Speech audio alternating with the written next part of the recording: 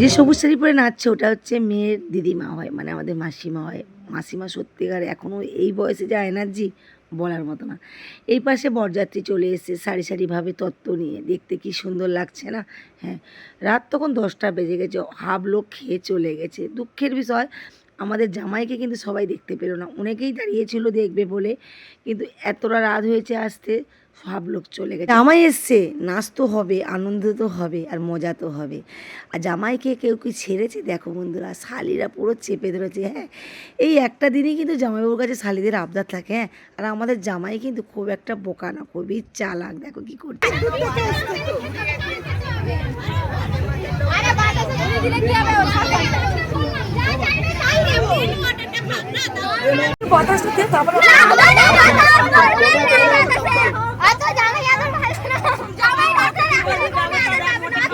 সব যাবে।